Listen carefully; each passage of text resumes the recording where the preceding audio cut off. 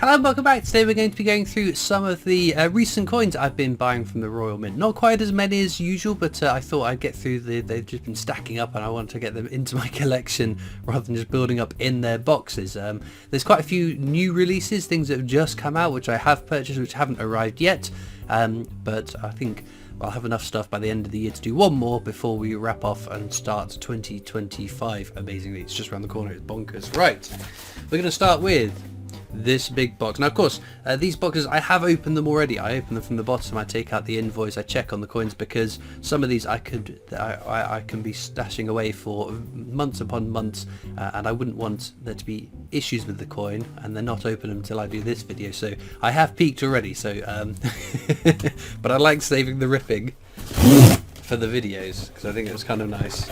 Right then, what do we start with? Well, we have got a long-running series. It is of course the Royal Tudor Beasts, and we have the Queen's Panther, which I was a little bit aggrieved by because we did have the Seymour Panther. It was the first coin, I think, was the Seymour Panther in this 10 coin series, and the Queen's Panther I thought, oh, maybe it's another queen because we all know Henry VIII had numerous wives, but no, this is again Jane Seymour's, or the Seymour Panther, but named the Queen's Panther. Again, not something the Royal Mint controls because they've just made a coin for each of these creatures which adorn the moat bridge at Hampton Court Palace. They are the Tudor Beasts, of course, so that's brilliant. Uncirculated again. I have noticed that the packaging, it's this, so I've been told it is recycled plastic, but it looks a little bit opaque, and yeah, I guess the thing is the Royal Mint aren't thinking that we're all going to keep them in this plastic, although that's what most of us do, I think. So I think they're thinking if we can use recycled plastic, then I don't know, it's more environmentally friendly, and by their accounts people would take them out of the packaging anyway, but not a fan if I'm honest. But there we go, we've got to be green, haven't we? So we just have to like it or lump it. Okay then, so that was the brilliant uncirculated version. This is the silver proof. I think it's a 1 ounce, isn't it? Yeah, 1 ounce silver proof. There we have it. But no, it's a nice design. Again, this is sort of the Tudor Beast series took over the mantle from the Queen's Beast series, and I think although David Lawrence's designs on the Tudor Beasts are very nice, they don't quite stand up to Jodie Clark's Queen's Beast. They were sort of a league of their own, but that's a very nice design. Now with these coins from the Royal Mint, what I always do, I check that the capsule is totally turned and closed, so you can see there's a tiny little twist there just to seal it all up, and I think that is preventing or at least slowing down the rate that my coins are toning. If you think of it like a clock face, it's less than a 5-minute turn, and for some reason the Royal Mint don't seem to close them all the way, and I think that helps with stopping toning. Don't take my word for it, it's my own opinion that the more recent coins that I've bought, once I've definitely finished the twist, it does seem to slow down the toning at least. Right, what number did we get? It's always nice to see. Number 488 out of 3,500 that were minted for this presentation. The maximum limit is 4,010, which means that 510 of them were minted separately for other sets potentially. But the 3,500 of these sets quite low, but to be expected with these 1 ounces. 488 is a fairly low number. The numbers don't always mean anything. I've been told by many people that it's not a case of the first one produces number 1, the second one is number 2. They do them in batches, or they're just randomly assigned. Who really knows? I just quite like trying to get low numbers or numbers that I like, but no, quite happy with that one. Cool coin. There was also, sorry, let me just pop this away, I don't want to get things all muddled up. An additional purchase I made with this one is this sixpence. Now I did buy this sixpence earlier in this year, however I think I am going to have to open this to show you what the deal with this coin is. So it just looks like a normal sixpence. There was that new design, King Charles III on the obverse, but this one, as you can see here, the silver content of this coin is crafted from recovered silver, which is kind of interesting. Now why did I buy this? Hopefully it's got there we go, look at that, limited edition presentation 100 So, oh look, if you have bought that, do be careful because there's no cover on that coin. It's like a bit like a strike your own, a big strike your own package. There's no sort of protection of the coin itself. So as you can see, it's been silver that's been recovered from medical industrial X-ray films that have been, it's been stripped out and turned into this coin. They only made 100 of them. Annoyingly, there's no mark on the coin to distinguish this as being a special recovered silver coin, but we know the Raw Mint are moving in that direction to try and reclaim metals rather than use new metals for coins. But with only 100 of them available, I thought, oh, that's worth a punt, isn't it? So, and allegedly they are selling quite well on the secondary market now, so quite happy with that one. It's pretty cool and it's got an interesting piece of story to it. Right then, coming up next, it's a seasonal tradition now. Again, a coin I was quite excited to get my hands on. It is, of course, 2024 Snowman. We'll start with this one. So this is, again, Cupra nickel base metal, brilliant uncirculated condition, without colour. It's a really nice design on this Snowman. I do quite like it.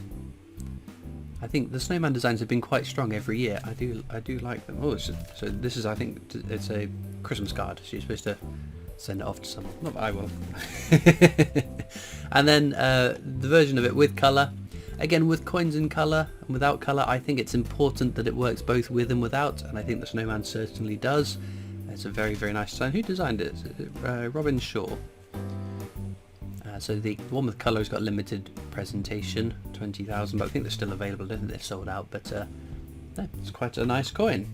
And then, of course, we've got the silver proof. Let's pop him out. Again, in this nice little Perspex box. I do like these boxes where they then use other parts of this to sort of increase the design. Adds a nice bit of flavour to the coin. No. Super stuff. What number did we get then? 463 out of a limit of 7,000. So again, triple digits, not bad, is it? Lovely coin. And again, Snowman's a cool one to this year. Coming up next, a new series has begun. Well, extended from what it was. Right, what have we got? This is Mammoth. It's the Ice Age creatures, megafauna, I think people are calling it. So this is the version without colour. As you can see, again, really nice design. What I like about this series, the 3 creatures that are going to be included. So you've got the Mammoth, which has been released, the woolly rhinoceros, which I think is coming out imminently. I think I've had an email to say, we're taking more of your money. And there is also the giant deer, and what I liked about it, all 3 of those creatures have been discovered in the United Kingdom, so it is well, at least we can say it is a return to Raw Mint minting British things on British coins, or having a very close tie to British things. But no, really nice design. I like that one a lot. And of course we have it in silver proof. Now I really like this coin. If we open this up, we can see, again, lovely crisp details as you'd expect with a silver proof coin. It's very nice. I do miss, I liked on the last Dinosaur series there was sort of a mottly background which looked nice. A little bit of a twist just to finally seal it all up, but no, it's super duper. But what makes this even super duper if that's a word, is the issue number. So we got 354. Again, it sounds like a low number, but the silver proofs without colour, they've only made 500 of them. That's unbelievably low for a silver proof 50p. It makes this absolutely, as one of my good friends would say, a no-brainer. I couldn't help myself, and it does, because again, you've got versions with and without colour, so that somewhat reassures me that I'm not being totally stitched up, because it is a very low minted coin. But no, exciting start, and hopefully I'll get my hands on the, I think it's the rhinoceros that comes out next, but it seems like the whole set's coming out this year. With not much left of this year, there's quite a lot we're still expecting, so we will carry on to the next box. In this next box, and penultimate box, we have got, well, following on from that last one, let's move the boxes out of the way. Mammoth with colour. Again, I think it looks absolutely stunning with and without colour. Design is very, very good. Who designed this one? Robert Nichols. I think the same person who designed the dinosaur ones, wasn't it? If memory serves. But no, again, very, very cool. And then, of course, silver proof version, because I am a little bit of a completionist. Gotta have it. There we go. That's a really nice design for the case. To have this sort of skeleton. Obviously it features on the coin as well, just at the front there. But no, that's ooh, if we can get it back in. Very, very nice. Cool design, and cool addition to the coin with that as well. Number do we get? 642. Oh, we're getting some low numbers, because this one, unlike the version without colour, has got an increased mintage. Again, not quite as high as some of them. If you look at some of the 2017 BHX Potters, for example, this is considerably lower at 2,500. But I think it's really, really neat. So again, happy with that purchase. Okay, then moving on to the last purchase for today's video. As I said, I'm sure we will return to more nonsense that I've been buying before the end of the year.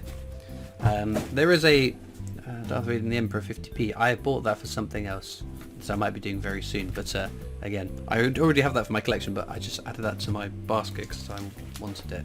So what's the last coin that we're opening today? It is Harry Potter and the Black Lake. I've been waiting to see this in person because I wasn't overly convinced, having seen the design, but my mind could be changed in person. I think it looks better in person than it did on the website, but again, you can see from there they've obviously taken the inspiration from this image here. It feels a bit like they've stripped out too much of the background designs, the background of the image, to make maybe a clearer view of it. But I don't know, it's not my favourite design, which is a shame, because the winged keys, the previous Harry Potter coin that came out this year, was really, really cool. I think they really stepped up the game from the first four that came out, which is like the characters and the school and the train, which weren't as exciting. But I think this is it's okay. Of course, there's a version of it with colour as well. Again, I just feel like there's bits missing that could have added to the design, but yeah, not as bad as I thought it was going to be. I was very unconvinced by it, and I've not been too excited to get my hands on it. But again, being a bit of a completionist, I've got to, of course, have it for my collection. Right, brilliant uncirculated out the way. Let's get into the silver proof. Right, there we go. How close can we get? Yeah, again, I think, cause I don't know what all this is, but again, it feels a little bit empty here. It feels a bit unbalanced. Maybe we should have had the people that Harry Potter's trying to rescue attached to that, whatever it is, a tree or something. It was underwater though. What is it? I don't know. A piece of bark, underwater tree, whatever it is. No, I think that's better than I thought it was going to be. I am happier with that than when I initially saw it, which is exactly the same as what happened with the 2019 Paddingtons. When the designs were released, I thought, ooh, I'm not entirely convinced by that. I don't think they look very nice, but when I saw them in hand, they were much better than I initially thought. So there we go. It's better than expected, which is always nice. What number did we get? Again, a low number. Hopefully not a sign that the Royal Mint can't sell their own coins anymore, that I'm getting all the low numbers. Number 383 out of a presentation of 2,500. Again, very low issue limits, which is a good thing because you don't want to saturate the market. But one thing you'll notice though, in today's video, I have not opened any not quarter ounce, 1/40th of an ounce gold coins. I was grumbling for a while that every time a new coin came out, they seemed to release a 1/40th of an ounce gold coin along with it, which was getting to be a little bit expensive and a terrible way to buy gold because the margins you're paying. But I couldn't help myself once I got one. I wanted them all. But it seems that potentially they're slowing down. It's a bit weird. The previous Harry Potter coin had the 1/40th of an ounce, but this one has not. So maybe a sign that they're going to step back from doing them, which would be nice for next year. I don't mind if you do 1 or 2 a year. I will of course buy them raw mint, but I don't need a 1/40th of a gold ounce on every single coin release. But there's, as I said, that completionist inside my brain keeps saying, just buy it, just buy it. It's a nice coin. It's really cool that they managed to shrink the design down to a coin smaller than my little fingernail. But no, overall, very, very happy. I really like the dinosaurs, especially the low limit on that silver proof without colour. Harry Potter is much better than I thought. Snowman is a lovely design, and Tudor Beast, despite the fact that we've kind of already had that coin, it's not all that bad. So let me know what coins you have been purchasing recently. I'm always interested to see what coins you guys are liking and why you're liking them. We've still got quite a few more to wrap off the end of the year. Yeah, there's still quite a number of them that have gone unreleased so far, so it might be a very expensive end to the year, which is not what we need this time of year, but there we go. As usual, you'll find links in the description across to my coin collecting Discord server if you want to come and join me over on that, along with a bunch of other coin collectors that are already on there. There's also links to my other social media channels, the PO Box address if you want to write into me, and of course a link to the Britannia Coin Company's YouTube channel, company I work for as my day job, so please check them out too. All it leaves me to do now though is thank you so much for watching. I hope you've enjoyed, and I'll see you next time for more coins. Bye.